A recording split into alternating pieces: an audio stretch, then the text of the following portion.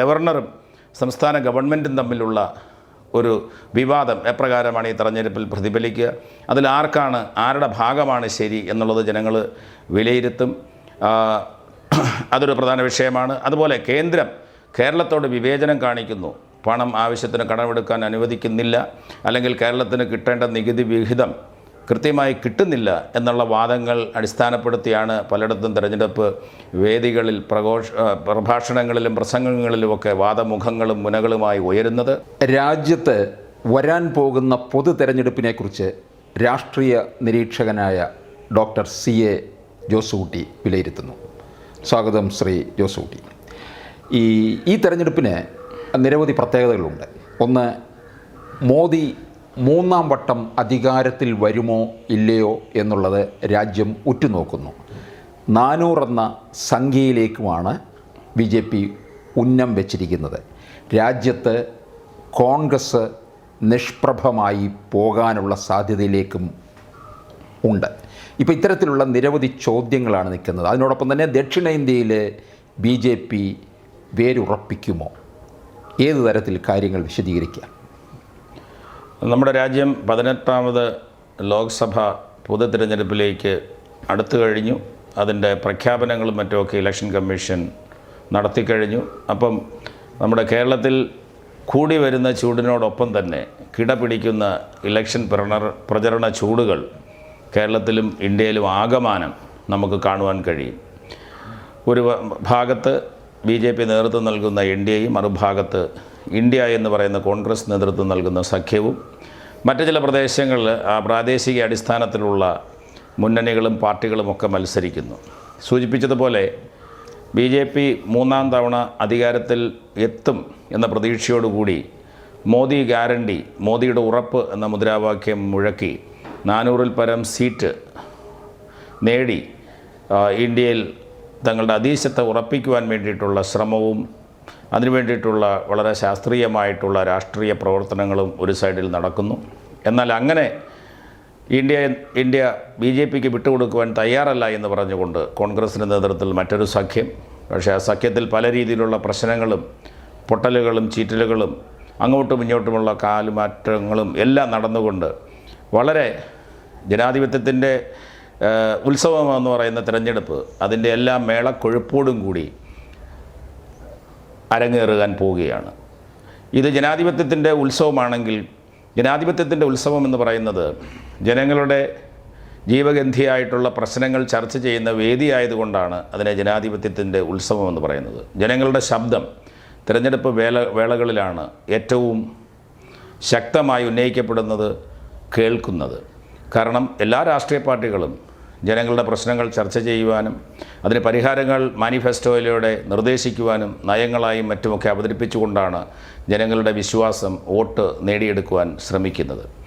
ആ തരത്തിൽ നോക്കുമ്പോൾ നിരവധിയായ പ്രശ്നങ്ങൾ, നിരവധിയായിട്ടുള്ള മുദ്രാവാക്യങ്ങൾ, വാഗ്ദാനങ്ങൾ, മുന്നണി പോരാട്ടങ്ങൾ, രാഷ്ട്രീയ കാഴ്ചപ്പാടുകളൊക്കെ ചർച്ച ചെയ്യപ്പെടുന്നു.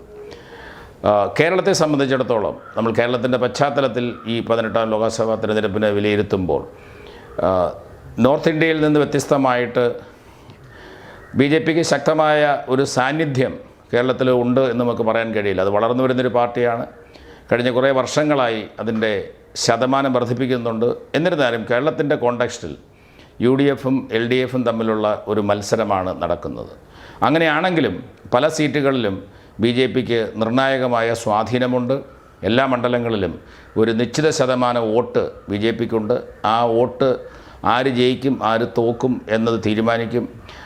ചില മണ്ഡലങ്ങളിൽ BJPയുടെ തന്നെ സ്ഥാനാർത്ഥിക്ക് വിജയിക്കുവാൻ തക്ക രീതിയിലുള്ള വോട്ടിംഗ് ശതമാനം കഴിഞ്ഞ തെരഞ്ഞെടുപ്പിൽ തന്നെ കണ്ടതാണ്, അവർ വിജയിച്ചില്ലെങ്കിൽ കൂടിയും. അപ്പോൾ അങ്ങനെയൊക്കെയുള്ള ഒരു സങ്കീർണമായ രാഷ്ട്രീയ സാഹചര്യം കേരളത്തിലുണ്ട്. ഒരു ദ്വിമുന്നണിയിൽ നിന്ന് ഒരു ത്രികക്ഷി മുന്നണിയിലേക്ക് കേരളം പോകുമോ, അതിന് ഈ ലോകസഭാ വേദിയാകുമോ, തെരഞ്ഞെടുപ്പ് വേദിയാകുമോ എന്ന വലിയ ചോദ്യങ്ങളൊക്കെയുണ്ട്.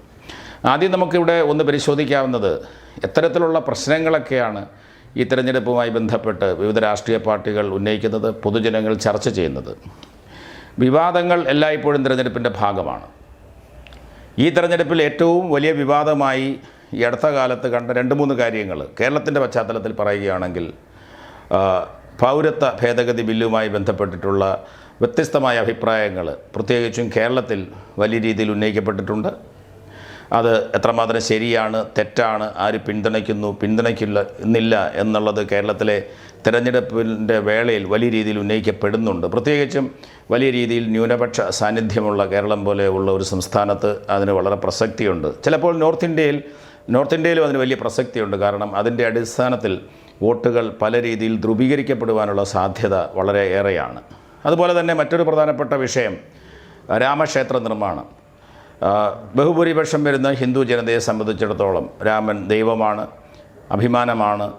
അപ്പോൾ അങ്ങനെയൊക്കെ നോക്കുമ്പോൾ ഒരു രാമക്ഷേത്രം നിർമ്മിച്ചിരിക്കുന്നു. കാലാകാലങ്ങളായി BJP മുന്നോട്ട് വെച്ചിട്ടുള്ള ഒരു വലിയ തിരഞ്ഞെടുപ്പ് വാഗ്ദാനം പൂർത്തീകരിച്ചിരിക്കുന്നു. അതെപ്രകാരം ഇന്ത്യയുടെ വിവിധ ഭാഗങ്ങളിൽ നോർത്ത് ഇന്ത്യയിൽ അതിന് വലിയ ഒരു സാധ്യതയുണ്ട്. അതത്രമാത്രം കേരളത്തിലൊരു പ്രശ്നമായി തിരഞ്ഞെടുപ്പുകൾ ഉന്നയിക്കപ്പെടും. എനിക്ക് തോന്നുന്നത് എല്ലാവരും ഹിന്ദുക്കളെല്ലാം രാമഭക്തന്മാരാണ് ഒരു പരിധിവരെ എന്ന് നമുക്ക് പറയാം. അപ്പോൾ അതെങ്ങനെ കേരളത്തിൽ പ്രതിഫലിക്കും? അങ്ങനെയുള്ള വിഷയങ്ങളുണ്ട്. അതുപോലെ തന്നെ ഇലക്ടറൽ ബോണ്ടുമായി കഴിഞ്ഞ ദിവസങ്ങളിലൊക്കെ കേന്ദ്ര ഗവൺമെൻറ് അല്ലെങ്കിൽ നമ്മുടെ സ്റ്റേറ്റ് ബാങ്ക് ഓഫ് ഇന്ത്യ അതിൻ്റെ വിശദ വിവരങ്ങൾ കൊടുക്കണമെന്ന് പറഞ്ഞത്, അത് കേരളത്തിൽ വലിയ രീതിയിൽ ചർച്ച ചെയ്യപ്പെടുന്നുണ്ട്. അതിൽ ഉണ്ടെന്നും ഇല്ലെന്നുമുള്ള വാദങ്ങളുണ്ട്. അത് നമ്മുടെ ഒരു തെരഞ്ഞെടുപ്പ് വിഷയമായി ഇവിടെ ചർച്ച ചെയ്യപ്പെടും. അതുപോലെ തന്നെ മോദിയുടെ ഉറപ്പ് എന്ന് പറഞ്ഞാൽ ഇന്ത്യ ഒരു വളർന്ന വരുന്ന ശക്തിയായി മാറ്റുവാൻ മോദിക്ക് കഴിഞ്ഞിട്ടുണ്ട് എന്നുള്ള വാദം. ഇന്ത്യയുടെ യശസ് ലോകരാജ്യങ്ങളുടെ ഇടയിൽ വർദ്ധിപ്പിക്കുവാൻ കഴിഞ്ഞു. അദ്ദേഹം ഒരു വികസന നായകനാണ്.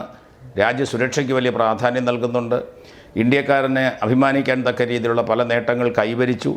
ഇനിയും അത്തരം നേട്ടങ്ങൾക്ക് മോദിയുടെ ഉറപ്പുണ്ട്. വിവിധങ്ങളായിട്ടുള്ള പദ്ധതികളിലൂടെ പ്രധാനമന്ത്രിയുടെ പേരിലും അല്ലാതെയുമൊക്കെയുള്ള വിവിധങ്ങളായിട്ടുള്ള പദ്ധതികളിലൂടെ കർഷകർക്കാണെങ്കിലും സാധാരണക്കാർക്കാണെങ്കിലും ഒട്ടനവധി ക്ഷേമ പദ്ധതികൾ സെൻട്രൽ ഗവൺമെൻറ് ആസൂത്രണം ചെയ്തിട്ടുണ്ട്. അതൊക്കെ എപ്രകാരം ജനങ്ങൾക്ക് ഗുണകരമായി അല്ലെങ്കിൽ ദോഷകരമായി അതിൻ്റെ ആനുകൂല്യങ്ങളെ ജനങ്ങൾ വിലമതിക്കുന്നുണ്ടോ അല്ലെങ്കിൽ മറ്റൊരു രീതിയിലാണോ കാണുന്നത്? അത്തരം കുറേയധികം വിഷയങ്ങൾ. അതോടൊപ്പം തന്നെ നമ്മുടെ കേരളത്തിൻ്റെ പശ്ചാത്തലത്തിൽ ഗവർണറും സംസ്ഥാന ഗവൺമെൻറ്റും തമ്മിലുള്ള ഒരു വിവാദം എപ്രകാരമാണ് ഈ തെരഞ്ഞെടുപ്പിൽ പ്രതിഫലിക്കുക, അതിൽ ആരുടെ ഭാഗമാണ് ശരി എന്നുള്ളത് ജനങ്ങൾ വിലയിരുത്തും. അതൊരു പ്രധാന വിഷയമാണ്. അതുപോലെ കേന്ദ്രം കേരളത്തോട് വിവേചനം കാണിക്കുന്നു. പണം ആവശ്യത്തിന് കടമെടുക്കാൻ അനുവദിക്കുന്നില്ല, അല്ലെങ്കിൽ കേരളത്തിന് കിട്ടേണ്ട നികുതി വിഹിതം കൃത്യമായി കിട്ടുന്നില്ല എന്നുള്ള വാദങ്ങൾ അടിസ്ഥാനപ്പെടുത്തിയാണ് പലയിടത്തും തിരഞ്ഞെടുപ്പ് വേദികളിൽ പ്രഭാഷണങ്ങളിലും പ്രസംഗങ്ങളിലുമൊക്കെ വാദമുഖങ്ങളും മുനകളുമായി ഉയരുന്നത്. അതുപോലെ മറ്റൊരു പ്രധാന പ്രശ്നം കേരളത്തിൻ്റെ പശ്ചാത്തലത്തിൽ BJPയെ ഇരുമുന്നണികളും താലോലിക്കുന്നു അല്ലെങ്കിൽ അവരെ വളരുവാൻ സഹായിക്കുന്നു എന്ന് UDF LDFും അങ്ങോട്ടും ഇങ്ങോട്ടും ആരോപണം ഉന്നയിക്കുമ്പോൾ അതിൽ നിന്നാർക്കാണ് ഒരു തിരഞ്ഞെടുപ്പ് ഗോധയിൽ മൈലേജ് ഉണ്ടാക്കുവാൻ സാധിക്കുക എന്ന ചോദ്യവും വലിയ രീതിയിൽ ഉന്നയിക്കപ്പെടുന്നുണ്ട്. അതുകൊണ്ട് അവർ പരസ്പരം പഴിചാരുകയും വിമർശിക്കുകയും ചെയ്യുന്നുണ്ട്. ഒരു ഭാഗത്ത് CPMും LDFും പറയുന്നു കോൺഗ്രസ്സാണ് BJPയെ പ്രോത്സാഹിപ്പിക്കുന്നു, BJPയുടെ B ടീമാണ് കോൺഗ്രസ് എന്ന് പറയുന്നു. അതേസമയം മറിച്ച് കേരള സർക്കാരിനെതിരെ ഉയരുന്ന പല അഴിമതി ആരോപണങ്ങളിലും, അത് സ്വർണ്ണക്കടത്തിൻ്റെ കാര്യത്തിലാണെങ്കിലും മുഖ്യമന്ത്രി ഉൾപ്പെടെയുള്ളവർക്കെതിരെ ഉയർന്ന അഴിമതി ആരോപണങ്ങളിലുമൊക്കെ ഗവൺമെൻറ്റുമായി ഒരു രഹസ്യ ധാരണയുണ്ട്. ആ ധാരണയുടെ അടിസ്ഥാനത്തിലാണ് ഗവൺമെൻറ്റിൻ്റെ ഭരണത്തിൽ തുടരുവാൻ കഴിയുന്നത്. അതുകൊണ്ട് ഒരു അണ്ടർഗ്രൗണ്ട് അണ്ടർസ്റ്റാൻഡിങ് BJPയും CPM കൊണ്ട് തമ്മിലുണ്ട് എന്ന വാദം മറുഭാഗത്ത് കോൺഗ്രസ് ഉന്നയിക്കുന്നു. അപ്പം ഈ വിഷയങ്ങൾ തിരഞ്ഞെടുപ്പിൽ ഉന്നയിക്കപ്പെടും. അത് ഈ തിരഞ്ഞെടുപ്പിൽ ജനങ്ങൾ കൂടുതലായി ചർച്ച ചെയ്യും. അതുപോലെ തന്നെ സംസ്ഥാന ഗവൺമെൻറ്റിൻ്റെ പ്രവർത്തന പ്രകാരമാണ് ക്ഷേമ പെൻഷൻ എല്ലാവർക്കും കിട്ടിയിട്ടില്ല, അത് സമയത്ത് കൊടുക്കുവാൻ സർക്കാരിന് കഴിഞ്ഞിട്ടില്ല. അതുപോലെയുള്ള മറ്റ് ഒട്ടനവധി ആനുകൂല്യങ്ങൾ കൊടുക്കുവാൻ കഴിഞ്ഞിട്ടില്ല. കഴിഞ്ഞ മാസമാണെങ്കിൽ ശമ്പളം കൃത്യസമയത്ത് കൊടുക്കുവാൻ സംസ്ഥാന സർക്കാരിന് കഴിഞ്ഞിട്ടില്ല. അതുപോലെ മറ്റ് പൊതുവിതരണ സംവിധാനത്തിൻ്റെ സിവിൽ സപ്ലൈസ് കോർപ്പറേഷനിലുമൊക്കെ കൃത്യസമയത്ത് സാധനങ്ങൾ ആവശ്യത്തിന് കിട്ടാതെ വരുന്നതായിട്ടുള്ള സാഹചര്യം. അതുപോലെ കേരയിൽ പോലുള്ള വൻകിട പദ്ധതികൾ വേണോ വേണ്ടയോ എന്നുള്ള ചർച്ചകൾ. അങ്ങനെ മൊത്തത്തിൽ കേന്ദ്ര സർക്കാരിൻ്റെയും സംസ്ഥാന സർക്കാരിൻ്റെയും ഒക്കെ വിലയിരുത്തലുകളുമായി ബന്ധപ്പെട്ട ഒട്ടനവധി വിഷയങ്ങൾ. അത് രണ്ട് സർക്കാരിനെയും പ്രതിക്കൂട്ടിൽ നിർത്തുന്ന തൊഴിലില്ലായ്മയുണ്ട്, വിലക്കയറ്റമുണ്ട്, പെട്രോളിൻ്റെ വിലയുണ്ട്. അങ്ങനെ നിരവധിയായിട്ടുള്ള ജീവൽ പ്രശ്നങ്ങൾ ഈ വേദിയിൽ ചർച്ച ചെയ്യപ്പെടുകയാണ്. അതോടൊപ്പം ഇനി ആര് ഭരിക്കണം? മുമ്പ് സൂചിപ്പിച്ചതുപോലെ BJP 400 സീറ്റ് ലക്ഷ്യമിടുമ്പോൾ കേരളത്തിലെങ്കിലും തങ്ങളുടെ സാന്നിധ്യം ഉറപ്പിച്ചുകൊണ്ട് ഒരു പ്രധാന രാഷ്ട്രീയ ശക്തിയായി ദേശീയ രാഷ്ട്രീയത്തിൽ തുടരുവാൻ CPM ശ്രമിക്കുമ്പോൾ നോർത്ത് ഇന്ത്യയിൽ തങ്ങളുടെ കാല് ഇടറുന്നുണ്ട്, അല്ലെങ്കിൽ അവിടെ ഒരു മുന്നേറ്റം കോൺഗ്രസ്സിന് അസാധ്യമാണ് എന്ന് ചില കണക്കുകളും പഠനങ്ങളൊക്കെ കാണിക്കുമ്പോൾ കേരളം പോലെയുള്ള തെക്കേ ഇന്ത്യൻ സംസ്ഥാനങ്ങളിൽ തങ്ങളുടെ കാലുറപ്പിച്ച് മണ്ണ് ചോർന്നു പോകാതെ രാഷ്ട്രീയ സാന്നിധ്യമായി തുടരുവാൻ ശ്രമിക്കുന്ന കോൺഗ്രസ്, അപ്പോൾ അങ്ങനെ നോക്കുമ്പോൾ ഈ രണ്ട് മുന്നണികൾക്കും കേരളം വളരെ അനിവാര്യമാണ്. എന്നാൽ ഈ കഴിഞ്ഞ തിരഞ്ഞെടുപ്പുകളിലൊന്നും, ലോക്സഭാ തിരഞ്ഞെടുപ്പുകളിലൊന്നും തന്നെ ഒരു സീറ്റ് ലോക്സഭയിലേക്ക് വിജയിച്ചു. പണ്ട് ഒരു സീറ്റൊക്കെ വിജയിച്ചിട്ടുണ്ടെങ്കിൽ ലോക്സഭയിലേക്ക് വിജയിച്ചിട്ടെങ്കിൽ ഒരു പ്രത്യേക രാഷ്ട്രീയ കൂട്ടുകെട്ടിൻ്റെ ഭാഗമായി BJP നേടിയിട്ടുണ്ടെങ്കിലും അതൊരു സ്ഥിര സ്വഭാവമാകുന്ന ഒരു രാഷ്ട്രീയ പാറ്റേൺ എന്നുള്ള രീതിയിൽ വിജയിക്കുവാൻ കഴിഞ്ഞിട്ടില്ല. അങ്ങനെ കേരളത്തിലൊരു അക്കൗണ്ട് തുറക്കുക എന്നത് BJPയെ സംബന്ധിച്ചിടത്തോളം രാജ്യത്ത് ആകമാനം 300 മുതൽ 400 വരെ സീറ്റുകൾ നേടുവാൻ കെൽപ്പുള്ളൊരു പാർട്ടിക്ക് കേരളം പോലെയുള്ള വിദ്യാഭ്യാസത്തിലും മറ്റ് മാനുഷിക വികസന സൂചികകളിലുമൊക്കെ മുന്നിട്ട് നിൽക്കുന്ന, പുരോഗമനപരമായി ചിന്തിക്കുന്ന ഒരു സംസ്ഥാനത്ത്, RSSന് ഏറ്റവും അധികം ശാഖകളുള്ള ഒരു സംസ്ഥാനത്ത് ഒരു പാർലമെൻറ്റിലേക്ക് ഒരു സീറ്റ് നേടിയെടുക്കുക എന്നുള്ളത് BJPയുടെ അഭിമാന പ്രശ്നമാണ്. അവരതിനു വേണ്ടിയിട്ടുള്ള എല്ലാ കോപ്പുകളും കൂട്ടുന്നുണ്ട്. പ്രത്യേകിച്ചും തൃശ്ശൂരും തിരുവനന്തപുരത്തും ഒക്കെ അതിൻ്റെ പേരിൽ ശക്തമായ ത്രികോണ മത്സരം നടക്കുന്ന ചിത്രവും നമുക്ക് കാണാൻ കഴിയുന്നുണ്ട്. ഇങ്ങനെ ദേശീയ രാഷ്ട്രീയത്തിൽ ഉന്നയിക്കപ്പെടുന്ന ഒട്ടനവധി പ്രശ്നങ്ങൾ, കേരള രാഷ്ട്രീയവുമായി ബന്ധപ്പെട്ട് നിൽക്കുന്ന ഇരു മുന്നണികളുടെയും പ്രശ്നങ്ങൾ BJPയുടെ അഭിമാനമായി, പോരാട്ടമായി കേരളത്തെ കാണുന്ന സാഹചര്യം പ്രധാനമന്ത്രി തന്നെ ഇവിടെ പലവട്ടം വന്നിട്ടുണ്ട്. അതുപോലെ BJPയിൽ നിന്ന് കോൺഗ്രസ്സിലേക്ക് വരുന്ന നേതാക്കന്മാരെ സ്ഥാനാർത്ഥികളാക്കിയും പ്രചാരകരാക്കിയും ഒക്കെ നിർത്തിക്കൊണ്ടുള്ള രാഷ്ട്രീയ വാഗ്വാദങ്ങൾ, പ്രചരണങ്ങളൊക്കെ ചൂടുപിടിപ്പിച്ചുകൊണ്ടുള്ള വലിയ ഒരു തിരഞ്ഞെടുപ്പ് ഗോധയിലേക്ക് അത്തരത്തിൽ നോക്കുമ്പോൾ വളരെ ഇൻട്രസ്റ്റിംഗ് ആയിട്ടുള്ള ജനാധിപത്യത്തിൻ്റെ എല്ലാ സൗന്ദര്യവും ഈ തിരഞ്ഞെടുപ്പിൻ്റെ പ്രചരണ വേളയിൽ നമുക്ക് കാണാൻ കഴിയും. ചൂടേറെയാണെങ്കിലും അതിനേക്കാൾ ചൂടേറിയ വാദങ്ങളും പ്രതിവാദങ്ങളും പ്രശ്നങ്ങളും സങ്കീർണതകളും ജനങ്ങളുടെ പ്രശ്നങ്ങളും രാഷ്ട്രീയ പോരാട്ടങ്ങൾക്കുമൊക്കെ വേദിയാകുന്ന ഒരു വലിയ തിരഞ്ഞെടുപ്പ് മാമാങ്കമാണ് ഈ 18ാം ലോക്സഭാ തിരഞ്ഞെടുപ്പ്. പ്രത്യേകിച്ചും കേരളത്തിൻ്റെ പശ്ചാത്തലത്തിൽ നിന്ന് നമുക്ക് നിസ്സംശയം പറയാം. ഈ കേരളത്തിലെ കാര്യം പറയുമ്പോൾ എന്നെ ഇപ്പോൾ എല്ലാവരും ചോദിക്കുന്നത് ഈ തെരഞ്ഞെടുപ്പിൽ LDF എത്ര സീറ്റ് കിട്ടും, UDF എത്ര സീറ്റ് കിട്ടും എന്നുള്ളൊരു ചോദ്യമല്ല. അതിനേക്കാൾ പ്രധാനമായിട്ട് ചോദിക്കുന്നത് BJP അക്കൗണ്ട് തുറക്കുമോ, തിരുവനന്തപുരത്ത് വിജയിക്കുമോ, തൃശ്ശൂർ വിജയിക്കുമോ എന്നുള്ള ഒരു ചോദ്യമാണ് ഇപ്പോൾ പ്രധാനമായിട്ട് വരുന്നത്. അതെ, നമ്മൾ ആദ്യം പറഞ്ഞപ്പോൾ തന്നെ പറഞ്ഞു, BJPയെ സംബന്ധിച്ചിടത്തോളം രാജ്യത്ത് എത്ര സീറ്റ് കിട്ടുന്നത് വലിയ പ്രശ്നമാണെങ്കിൽ കേരളത്തിൻ്റെ പശ്ചാത്തലത്തിൽ ചിന്തിക്കുമ്പോൾ കേരളത്തിൽ BJPക്ക് അക്കൗണ്ട് തുറക്കുവാനുള്ള സാധ്യതയുണ്ടോ? ഉണ്ടെങ്കിൽ അത് എവിടെയാണ്? സാധ്യത തീർത്തും ഇല്ല എന്ന് നമുക്ക് പറയുവാൻ കഴിയില്ല. കാരണം അതിശക്തമായ ത്രികോണ മത്സരമാണ് തിരുവനന്തപുരത്തും അതുപോലെ തൃശ്ശൂരും നടക്കുന്നത്.